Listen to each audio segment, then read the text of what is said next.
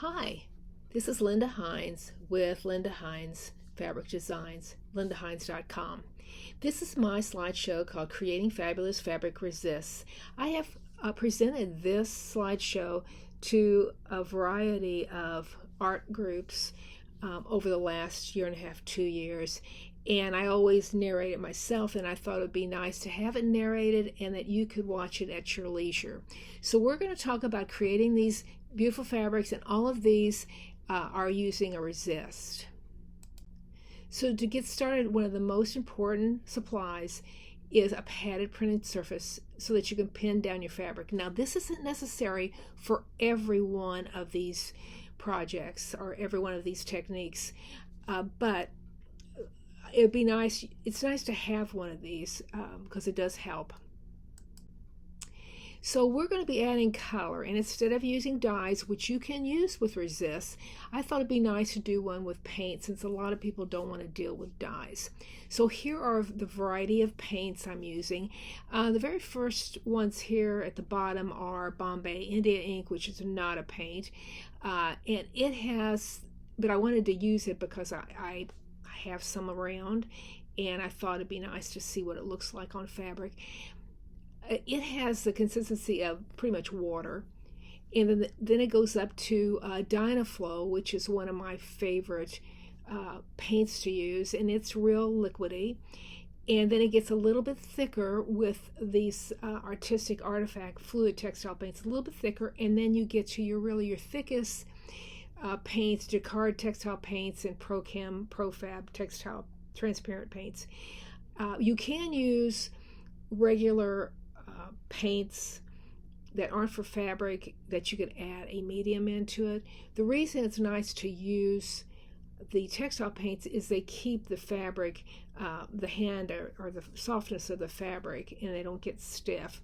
But you can do that, but I would advise adding a fabric medium to it. So now we've got the paints or the supplies we want to use. We'll start with Flower Resist, which is one of the easiest ones.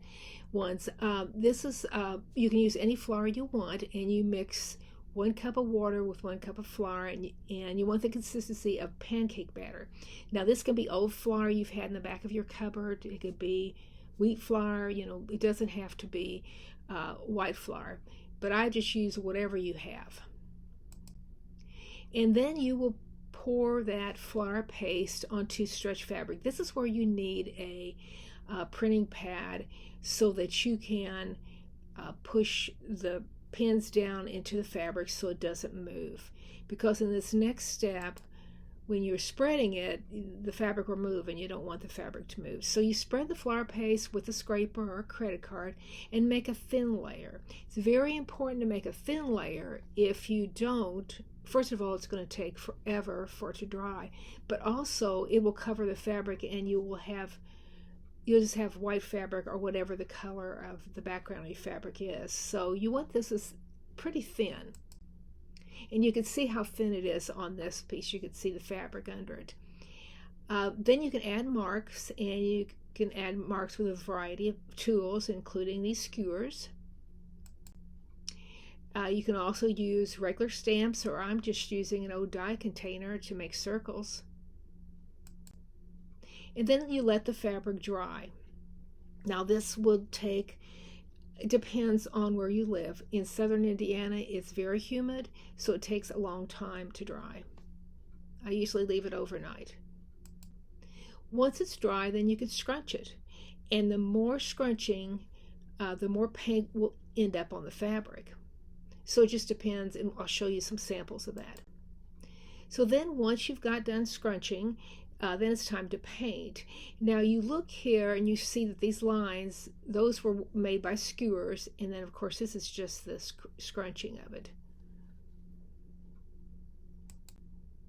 And then you let the paint dry, and again, it depends on what your temperatures are, what your humidity is, how long it's going to take. That's why when you do something like this, you do a lot of them so that you have several projects going at once. And then once it's dry, you turn it over, and you always heat set it on the wrong side. This sets the paint, and you need to look at your paint to see how long it says to heat set. I just do it until, getting it nice and warm. But you definitely do it on the wrong side. Then you wash it out. And I soak it in a cool water for about 15 minutes. And then one of the things I used to do is I used to just scrape all of the flour into this water. And then what do you do with the water? You can't throw it down the drain. You really shouldn't throw it out in the yard. So what I do is I pull it out of the water. I wring it a little bit, and then I put it on the plastic covered surface and I scrape off the resist. And that way you scrape it off and throw it away so you don't have anything going down your drain. And then wash, dry, and iron. So this gives you an idea what the samples look like. On the left is the flour resist when it's scrunched, when it's dry. They're both dry, but this shows using less scrunching, and because I scrunched it less, I have a lot more white, which was the base fabric. And then this was scrunching a lot, and I used Dynaflow with this. Dynaflow works great with flour. Now here are samples when I used India ink. What the difference is I've found is it gives you a sharper, like really sharp lines. The only problem is it doesn't go real far, and you have to pretty much use it full strength. So those little bottles don't have a lot in them. But it's great to have some for accent pieces. So these were marked and stamped when wet and then scrunched when dry. Now this next one is really an interesting resist. I recently discovered it, several years ago. I'd never tried it, and you can get rice flour in certain different types of specialty places. Sometimes even the local grocery will carry it, since people are tending to use more rice flour. But the problem with it is difficult to spread on the fabric because there's no gluten. But good thing about it, it cracks when it's dry, so you don't have to do that.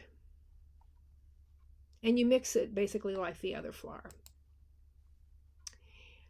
It is hard to paint, and you see here I ended up just kind of dabbing the paint on it. And then you notice that you can't use really thin paint like Dynaflow, or it will just seep under the resist. So it's just better to use something a little bit thicker. What's great about it, it's easy to remove it once it's dry. Once the paint's dry, then all you have to do is just scrape it, and it comes right off, and you can throw that away and heat set it on the wrong side, wash, dry, and iron. And this is one of the results I've got. And this was painted with Prochem textile paint, which is the heaviest weight paint that I'm using, but I watered it down just a tad. And I will show you another technique I like better with the rice flour than this. This one, most of us have glue around the house, and so it's handy. And if you're not familiar with doing resist, it might be nice for you to have this. Try this and see if you really like it, and then you don't have to spend a lot of money. But be sure you have washable school glue. You don't want regular glue, or it'll never get out of the fabric. So that's why I put here washable glue only. And I have shown you what's nice is they have a little tip there that you can write and make designs with.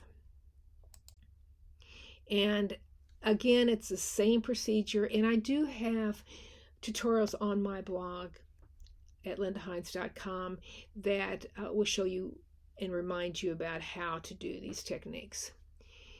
The first glue resist, you allow it to dry, which takes a while. You allow the paint to dry, heat set on backside, soak and scrape, wash, dry, and iron, same as we've been talking about. And here I used jacquard on this, And this is really one of my favorites, and I really like this. Now this is painted with Jacquard gray textile paint, again using glue, um, and you notice with the textile paint, it's not as, and if I go back to this, well, let me go back. Well, never mind. We'll go forward. We'll talk about that later. Anyway, here is one of my favorites, Jacquard Resist. This is water-based. It's easier to wash out than glue. It doesn't come with its own applicator. You have to buy something. I have these little bottles so that if you want to write or make designs, otherwise it comes in this bottle and you have to put it in something. So you can write with it. It is easy to write. You can use stencils with it. And I like to use a paper plate as a palette and then a stencil sponge. So here are some samples. On the left is the using a stencil with Jacquard textile paint, and the blue is Jacquard Dynaflow, and there I am writing again, but I'm writing with the Jacquard Resist. Now, what I wanted to say a little bit earlier is the difference in the paint. Dynaflow is a paint that is to look like a dye, and it's what I call dreamy or watery, whereas the textile paint is pretty flat. They both are pretty, it just depends on what you're looking for. Now, here are 3 different resifs with stencils using the same paint. So I wanted to do this so it gives you some idea. On the left is Jacquard Resist. It's really nice, it's clean, looks great. The next is Flower Resist, which gives you a little crackle, and I really like that too. But my favorite is the Rice Flower Resist, and it has so much crackling. Again, they're all pretty. It depends on what you're looking for, but it gives you an idea of how the different resists work. And here is a comparison of resists and paints, and you've seen these pieces. This is Dynaflow with Jacquard Resist, and this is textile paint with glue resist. Now, my handwriting is awful, but I can tell some of the words in here with the Jacquard Resist, so I feel like you can get a little bit better words with it. They're clearer, but then again, my handwriting's terrible, so if you have nice handwriting, you probably can also write with the glue much better than I do. But again, it shows you the difference in the dreamy Dynaflow and the textile paint, which is pretty flat. So I don't know if you've ever done this. This is fun to cut out shapes out of freezer paper. Be sure that you iron the shiny side down on the dry fabric, or you will have a mess on your iron.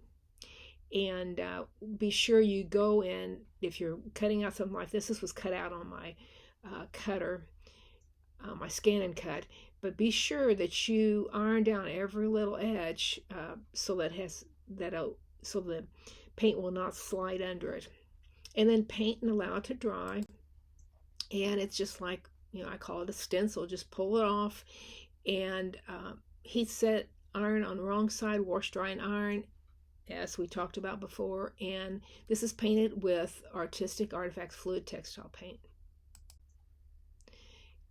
And a thin paint like Jacquard Dynaflow would not work. It would still seep under. This is one of my favorites, but it takes a little bit more stuff. And I do have some videos about soy wax resist. You need pre-washed fabric. I always wash my fabric before I do anything. Soy wax, be sure it's soy. You can buy it at different places online. Just be sure you buy soy wax. A skillet with a temperature gauge.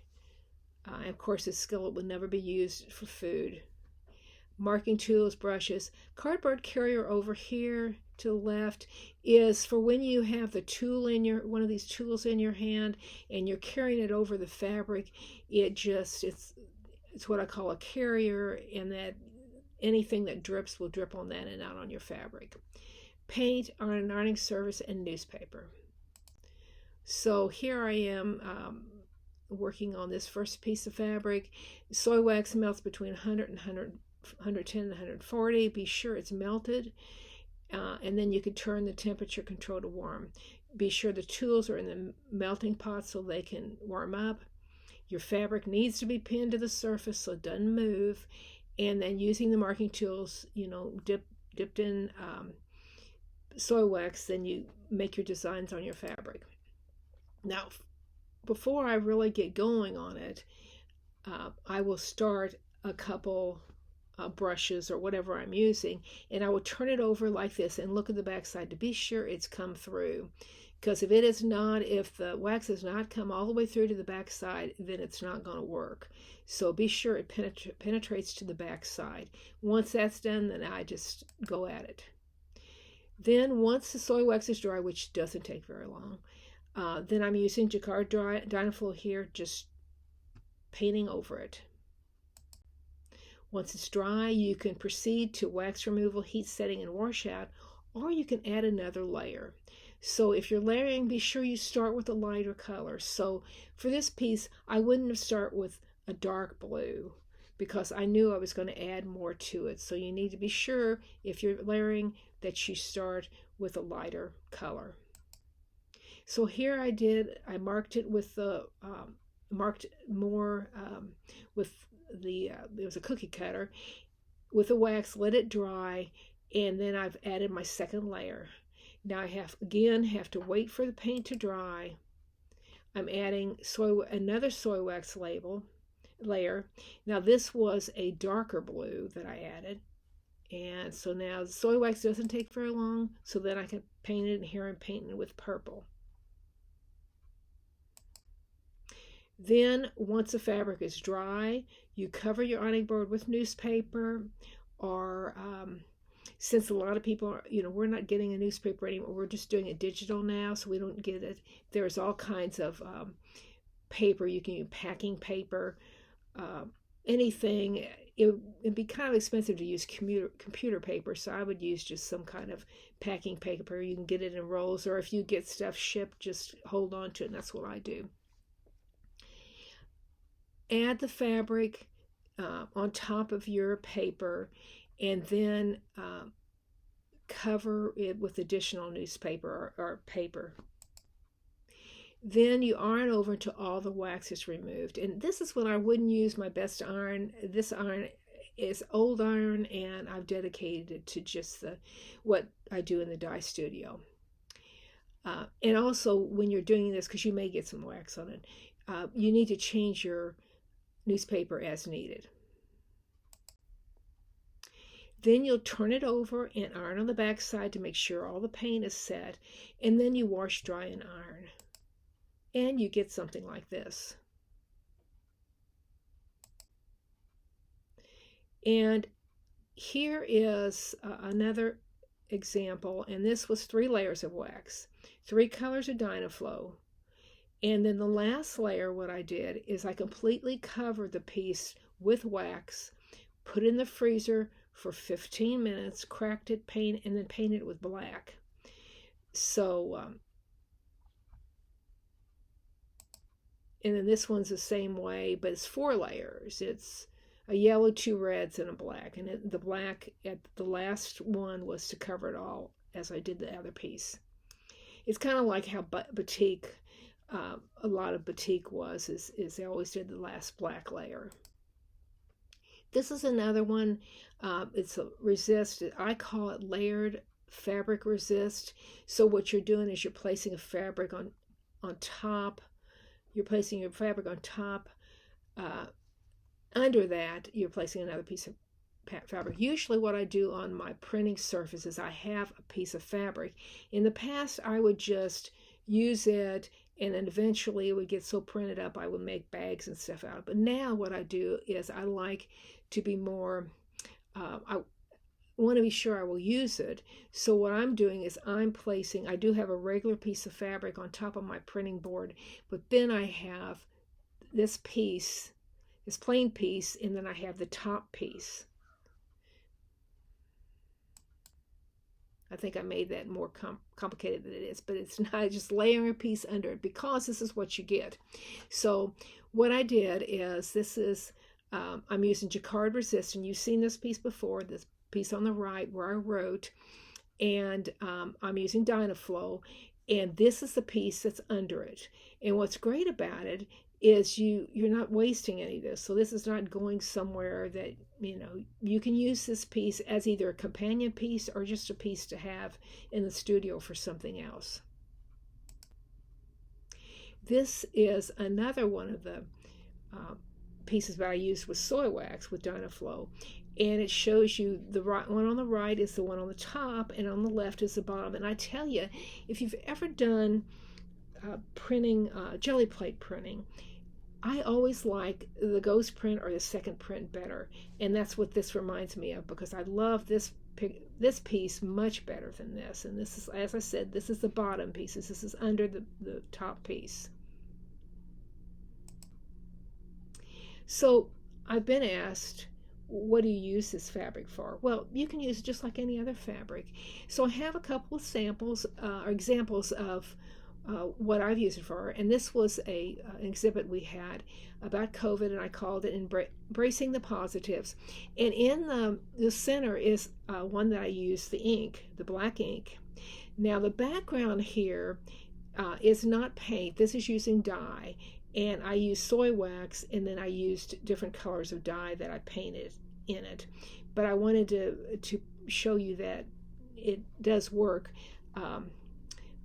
in different art projects. Again, this was for an exhibit we had, and I called this Near the Edge, and I felt like it looked like water, which it was supposed to look like. And this is using the Dynaflow, just scrunching. So that's it. There are so many other techniques for resist, using different kinds of resist, but these are the ones that I like to use, and thought you might enjoy too. So for more information and lots of tutorials, check out my blog at lindaheinz.com. You can also put a question under the video, and I'll be glad to get back with you. Thanks for watching. Bye.